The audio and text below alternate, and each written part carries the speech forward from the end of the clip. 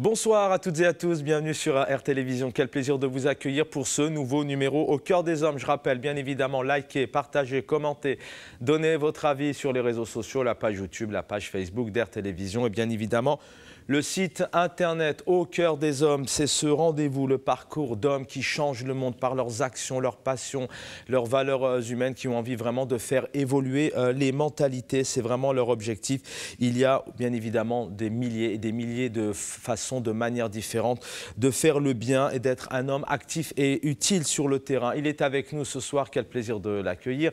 Homme de terrain, militant associatif, militant vraiment des droits de l'homme depuis plusieurs années. On va revenir avec son parcours. Il est aujourd'hui, pour résumer rapidement son titre, il est élu de la République, élu politique depuis plusieurs années, maire adjoint donc à la ville de Bonneuil-sur-Marne, dans le Val-de-Marne. Bonsoir Hakim Elouli. Bonsoir, merci pour cette invitation, merci pour cet honneur. C'est un plaisir pour moi. Alors, Au cœur des hommes, ce n'est pas un hasard si vous êtes ici. C'est vraiment qu'on a le plaisir comme ça de donner un temps d'échange avec des personnes, tout simplement, qui sont sur le terrain et qui malheureusement souvent sont peu médiatisées. Alors, ce n'est pas, bien évidemment, que vous avez besoin d'être médiatisé, mais c'est avec des parcours comme les vôtres qu'on transmet des valeurs, qu'on transmet des petites choses comme ça, des ingrédients qui font évoluer, qui font avancer ce monde. Hakim Elouli, on est le 13 décembre 2016 pour commencer. Je suis allé fouiller un peu sur vos réseaux sociaux et je vais vous citer.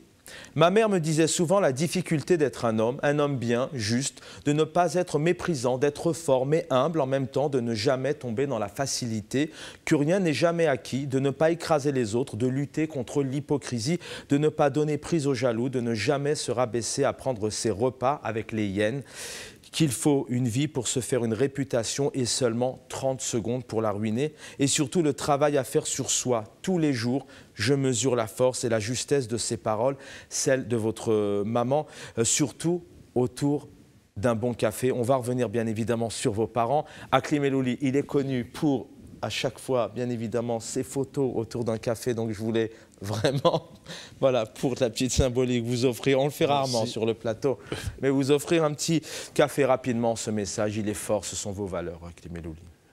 Enfin, ce sont surtout les valeurs de mes parents. Je crois que souvent, on a souvent tendance à vouloir opposer les personnes, les gens de l'immigration, en pensant que ce sont des gens qui, parce qu'ils n'ont pas été à l'école, qui n'ont pas de valeurs, ou qui ne partagent pas, ou qui baissent les couragines. Au contraire, je crois que nos parents avaient beaucoup de valeurs. Ils avaient les valeurs de la terre, les valeurs de la fraternité, les valeurs de l'humain, parce que dans des terres comme les nôtres, qui étaient en montagne, un peu dures, arides, etc., il fallait de la solidarité, il fallait, on comprend vite que tout seul on ne peut rien faire, et donc c'est ces valeurs-là que ma mère, mon père, la famille en général, surtout dans la culture amazigh, c'est quelque chose qui est très important, cette image qu'on a de nous, l'image qu'on renvoie, et donc c'est ces valeurs-là que nos parents essaient de nous faire passer depuis petit, quoi. On va revenir sur votre parcours, bien évidemment, vous le dites, il y a le NIF, la fierté en Algérie, chez les Amazirs notamment. Alors, on va revenir aussi sur cet élément important que lorsqu'on a préparé ce rendez-vous dimanche en fin de matinée, vous dites la culture, c'est par la culture que tu t'émancipes les gens et que tu construis les parcours. On se bonifie avec la culture. Alors, actualité parle aussi d'elle-même avec la culture, puisque le théâtre, le cinéma prend cher actuellement avec la pandémie. Vous êtes aussi un défenseur des droits. Je vais demander à Abdellah et Karim de nous afficher cette photo, qui est la page, qui est la photo de profil de votre Facebook aujourd'hui. Voilà, elle est affichée à l'écran. Culture en danger, non essentiel. Vous êtes un homme de culture. Je vais vous laisser vous exprimer là-dessus. Vous dites c'est la culture générale, pas spécialement d'être bon en maths. C'est vraiment ça qui forme l'être humain aujourd'hui. Oui, la culture, c'est quelque chose qui est important parce que nous qui venons de classes populaires, de classes ouvrières, on voit bien que c'est ce qui nous élimine dans les grandes écoles. Cette culture générale de lire, d'apprendre, de découvrir, de s'éveiller. La culture, c'est un très bon vecteur pour passer les messages, pour grandir, etc. Et c'est ce qui nous enrichit, c'est ce qui nous nourrit. Et aujourd'hui, et c'est souvent d'ailleurs pour les dictatures, il n'y a pas à chercher midi 14h, pour être explicite, la culture, c'est l'ennemi des dictateurs. C'est-à-dire, moins les gens se cultivent, plus ils sont malléables et plus ils se concentrent sur leur leur faim, leur ventre. Alors que la seule faim qu'on doit avoir, c'est la faim de savoir, la faim de comprendre, la faim de découvrir. Et vous savez, à travers la culture, par exemple la musique, c'est la rencontre des continents. Les musiciens entre eux, ils ne s'opposent pas. Au contraire, vous les mettez, hop, ils se mettent à jouer et ils partagent. Et donc la culture, c'est aussi un outil du partage de la vie. C'est essentiel. Et nous, on a connu ça autour même des histoires, autour du Kanoun, cette culture qu'on partageait, ces histoires. C'est une façon aussi de transmettre. Et vous savez, quand les gens on ne leur transmet pas, c'est comme s'il y avait du vide. Et donc, on construit sur du vide, il n'y a pas de fondation. Et la culture, c'est les fondations de l'humanité, c'est les fondations pour être solide vers son avenir.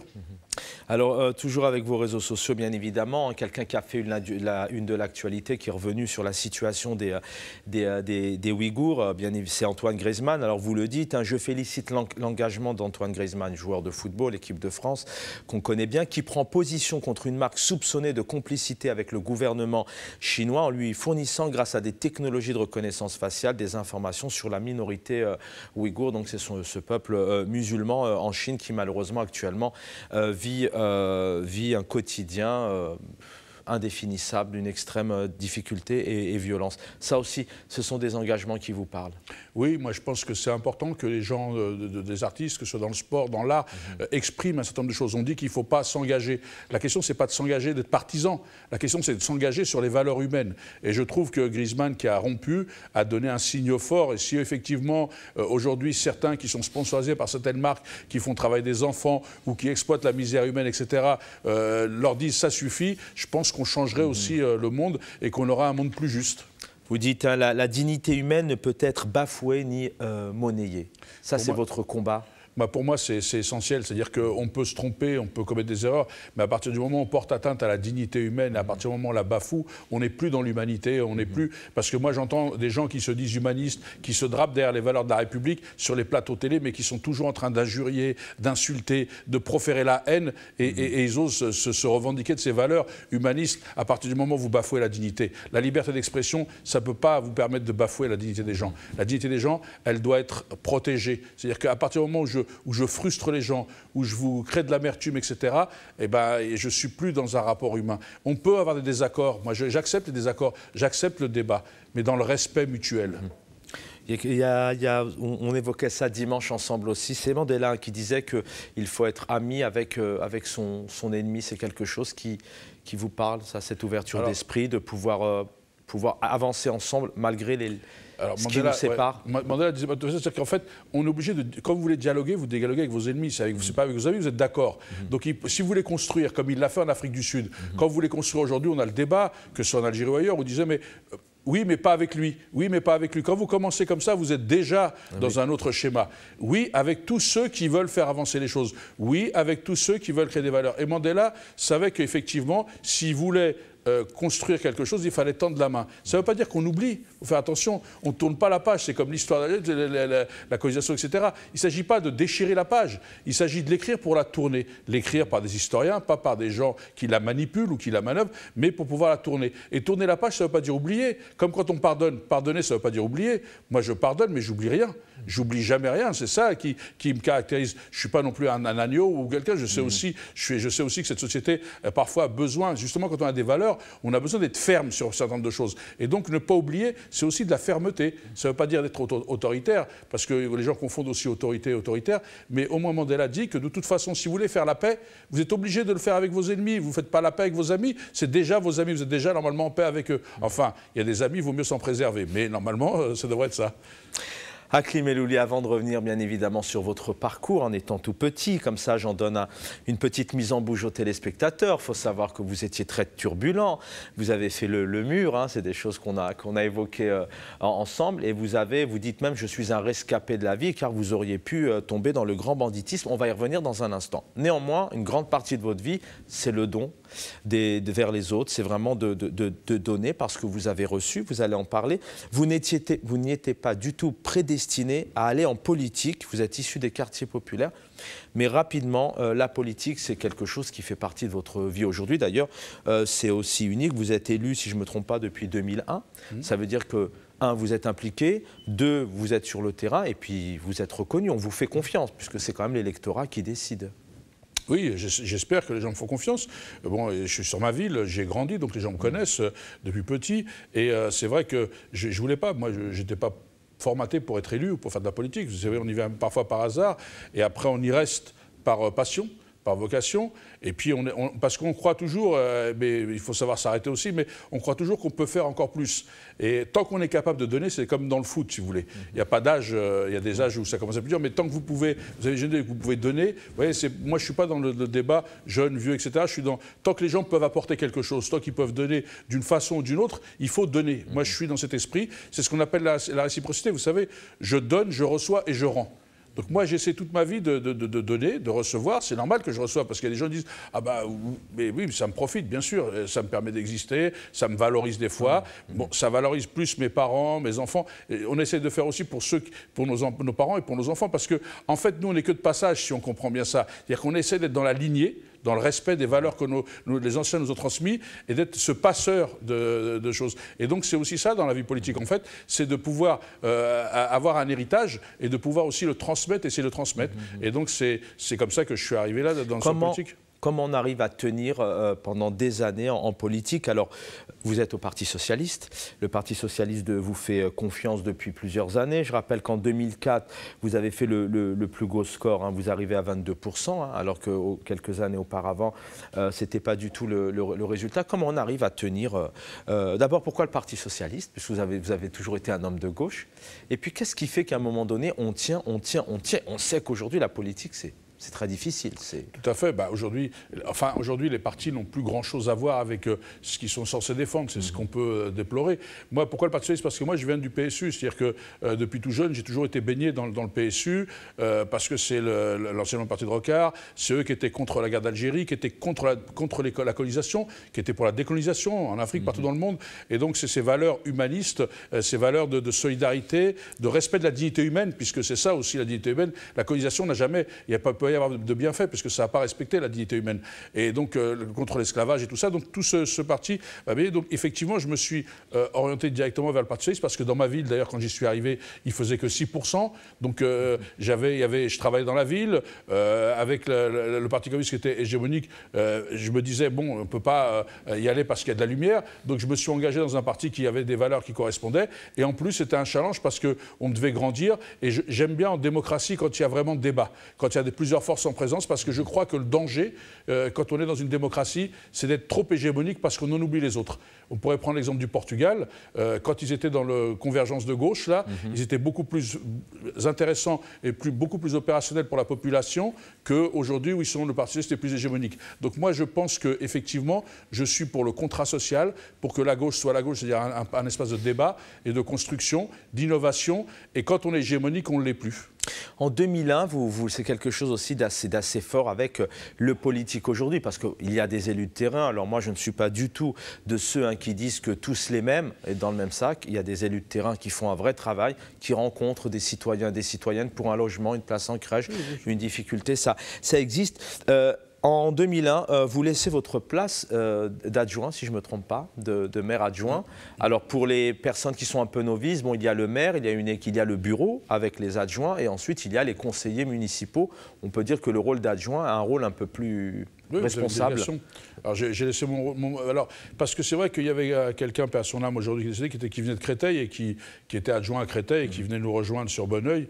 Et effectivement, je ne sais pas pourquoi, parce que les gens pensaient que le siège me revenait. Et donc on m'a dit, est-ce que ça te dérange pas d'attendre puisque tu es plus jeune, etc. Donc moi, j'avais pas de problème parce qu'en fait, j'étais pas prédestiné. Je voulais pas. J'étais venu parce qu'on m'a demandé de venir au départ. Patricia et d'autres qui sont de mes anciens camarades, qui sont maintenant à la retraite et partis. Et donc je suis venu. Donc quand on m'a demandé, j'ai dit oui, il n'y a pas de problème parce que moi, j'étais pas forcément. Après, j'ai été conseiller. Alors je suis devenu conseiller municipal délégué. Je suis resté quand même à dénoncer. Mais pour moi, parce que en fin de compte, le problème, c'est pas le poste qui importait, c'est ce qu'on y fait aujourd'hui. Bon, là, je ne vais pas dévoiler tout, mais j'aurais pu laisser. Mais le problème, c'est qu'effectivement, les gens me disent non, mais on a besoin de toi à tel endroit. Voilà. Moi, mon souci, c'est d'être utile. C'est d'être utile à quelque chose. Alors, certains me diront aussi, ouais, mais ça te réconforte d'être utile.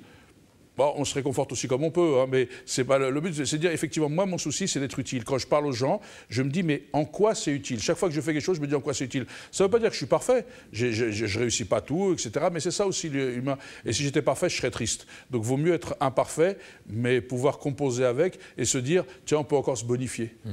Quel regard vous avez? On est aujourd'hui dans une ère à l'aube de 2021, maintenant dans 2 semaines, à peine 2 semaines, on sera le 1er janvier 2021, les réseaux sociaux, tout va vite, on change de meubles, on change de femmes, on change d'hommes, on change de parti, etc. Quel regard vous avez, vous qui êtes fidèle d'abord au même parti, parce que ça aussi c'est une gage de confiance et de qualité, c'est la course à l'électorat. Beaucoup dans le cadre des élections municipales notamment, les maires, en tout cas les candidats ont dû renouveler des listes avec des arrivistes, des gens parachutés, des nouveaux. On ne tombe pas un peu dans l'extrême tout de même, dans certaines villes notamment? Je crois qu'il faut... Le problème, c'est qu'aujourd'hui, on veut opposer la modernité à la tradition. Je crois que la modernité n'empêche pas la tradition, comme la tradition n'empêche pas d'aller vers la modernité. D'ailleurs, vous parlez tout à l'heure parce qu'il faut aussi lire beaucoup, vous en parlez tout à l'heure, vous parlez de la culture amazigh, l'habitus, Bourdieu, tout ça. Nous, dans la culture amazigh, je pense qu'on a su allier, je dirais, la modernité, d'avancer, mais tout en préservant les traditions. Je crois qu'il y a un certain nombre de choses qu'il faut savoir garder, et je pense qu'aujourd'hui, effectivement, vous avez raison, on zappe beaucoup. Aujourd'hui, il faut 30 secondes pour s'exprimer, donc difficile de défendre du fond, mais on est tous un peu responsables de la situation. Alors après, il faut s'adapter. Moi, je ne suis pas dans la nostalgie de dire avant c'était mieux ou demain ce sera moins bien. Moi, je suis en train de me dire, de toute façon, on est obligé de vivre l'instant présent. Faisons en sorte que l'instant présent soit au mieux. Et donc, vous avez raison, il nous appartient d'être vigilants. Et aujourd'hui, bien sûr que les partis, aujourd'hui, on peut regarder, quand on voit les débats sur les plateaux, c'est morne pleine, c'est assez tristounet. C'est-à-dire que quand vous avez connu des gens, on aime, on n'aime pas, comme Mitterrand, enfin, il y avait quand même des gens qui avaient du lourd, Badinter, enfin, il y avait quand même des trucs. Aujourd'hui, quand j'écoute les ministres, je suis assez effaré, et donc je crois qu'effectivement, mais à la rigueur, on est représenté par ce qu'on mérite. Enfin, à un moment donné, il faut qu'on se pose aussi la question. Je crois qu'on est aussi un petit peu endormi, on s'est un peu laissé à télé, puis on est tous en train de dire, oui, mais c'est quoi mon intérêt? Mais en parlant d'intérêt, on n'est pas dans l'intérêt collectif, l'intérêt général, parce que si on a nos intérêts personnels, il faut savoir qu'ils passent par l'intérêt général et l'intérêt collectif. C'est l'ordre dans lequel on met, et j'ai l'impression qu'aujourd'hui on confond, on érige l'intérêt individuel au-dessus de l'intérêt collectif et de l'intérêt général, alors que ça devrait être l'inverse. On a un peu inversé la pyramide, comme on a inversé d'ailleurs la pyramide du capitalisme. Hein. Aujourd'hui, avant le capitalisme, vous savez ce que c'était? C'est-à-dire que, pour donner un exemple pour les gens qui nous suivent, c'est vous travaillez, vous produisez, vous recevez de l'argent, vous payez les salaires, vous investissez dans l'entreprise et après vous versez les dividendes. Aujourd'hui, on a inversé ça, c'est d'abord vous versez les dividendes, ensuite vous payez les salaires et s'il reste, vous investissez dans l'entreprise et on s'étonne d'avoir des industries qui sont pas efficaces. Parce que les dividendes, c'est à 2 chiffres, à plus de 20%. Vous voyez les dividendes qui ont été versés là, avec des gens qui vont licencier. Donc ils ont même réussi à inverser le capitalisme. C'est pour vous dire comment on est fort quand on veut être dans le nuisible. Et à un moment donné, on se pose si toute cette énergie, on ne pourrait pas la mettre au profit de l'humain, parce qu'on est capable de la mettre à d'autres profits, et bien essayons de changer un peu de vecteur. Aklim Elouli, à 6 ans, vous arrivez donc en France, vous êtes algérien de la région de Béjaïa, en Kabylie. Donc cette enfance, on va y revenir. Hein. Vous me disiez, je reprends un peu vos termes, un sauvageon un peu du bled, avec une pointe, bien évidemment. Vous faites le mur à l'école, vos cousins vous récupèrent, et vous ne parliez pas du tout français. Ah non, moi quand je suis arrivé à 6 ans, je ne parlais pas le français, je me suis retrouvé au CP. Et donc, il a fallu tout rattraper. Et moi, je ne comprenais pas. Il y avait des gens qui me parlaient, qui me tournaient autour, qui devaient certainement être bienveillants, mais je ne comprenais pas. Donc, dès qu'on m'oubliait 30 secondes dans la récréation, j'essayais de faire le mur de l'école pour me sauver, quoi. J'ai dû me sauver 2-3 fois. Rattraper, c'était vraiment... Pour mes cousins qui étaient plus grands, c'était un peu ennuyeux parce qu'ils étaient aussi un peu responsables. Et donc, on a eu, après, quand on habitait seul, c'était encore plus compliqué. C'est vrai que c'est pas facile. Et donc, moi, je suis vraiment un enfant de l'exil. Oui. Et quand on est enfant de l'exil, on a du mal. Il faut tout redistribuer. Vous savez, quand on m'a retiré de ma Kabylie natale, où je sortais de la maison, j'étais toujours en train de traîner devant et d'aller suivre mes cousins là-bas, dans les champs, derrière les vaches, derrière ceci. Pour un enfant, c'est merveilleux. Et que vous l'amenez, vous le déracinez, vous le mettez dans un quartier et vous le mettez dans une école, c'est pas la même chose. Alors, je rappelle, donc, vous avez pas été nationalisé, vous avez été réintégré. Bien sûr. Ça, c'est un élément important. Vous m'aviez dit aussi comment on réconcilie, il faut aussi assumer d'être un enfant des deux rives. Oui, c'est pour ça, c'est ce que je disais. Moi, je dis souvent que je suis passé, Germaine, de l'enfant de l'exil à l'enfant des deux rives. Parce qu'il a fallu que je marche sur deux jambes.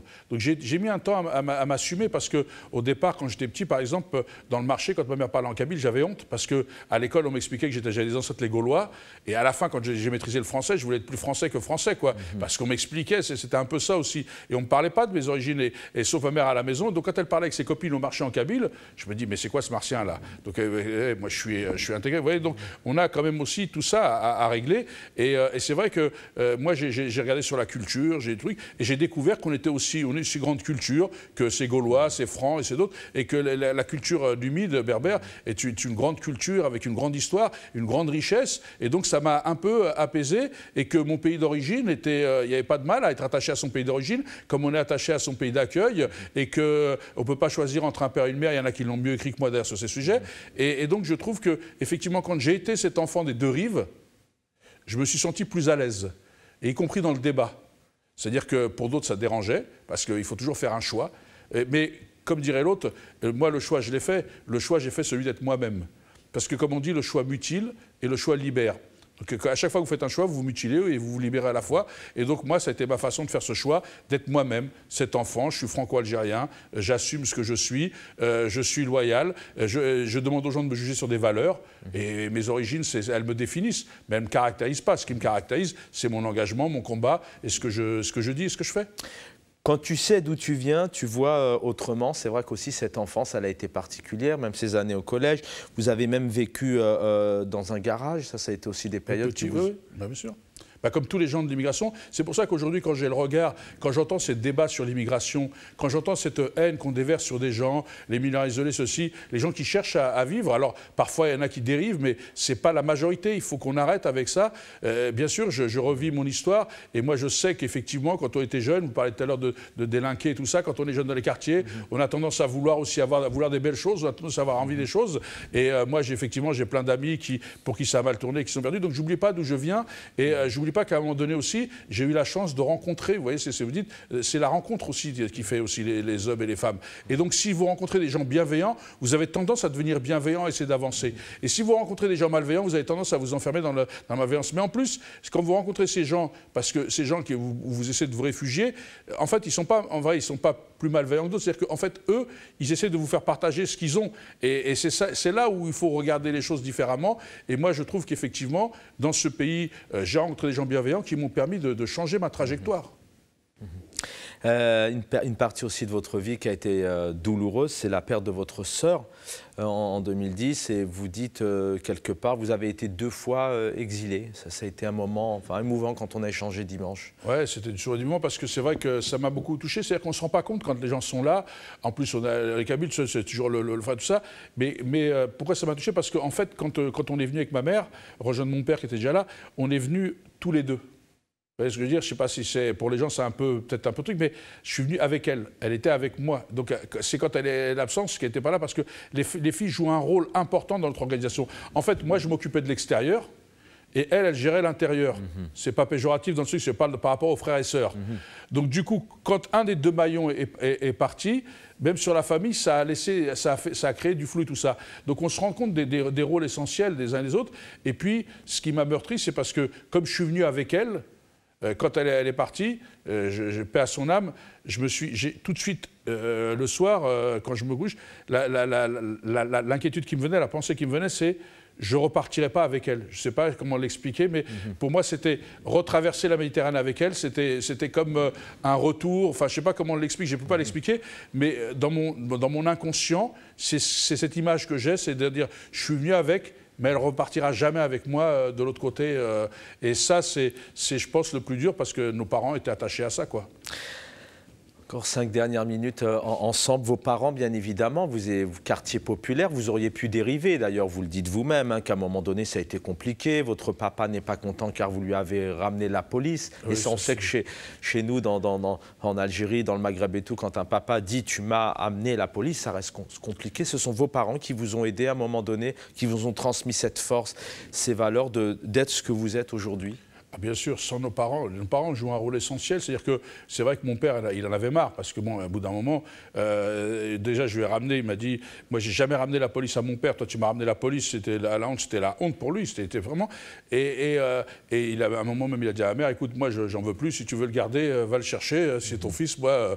Et donc, c'est pour vous montrer jusqu'où ça arrivait, c'est-à-dire qu'il ne pouvait pas, alors qu'en fait, nos parents sont toujours fiers de nous. Hein. Même quand il disait ça, je pense qu'ils ne le pensaient pas vraiment, mais à un moment donné, ils ne savaient pas quoi faire.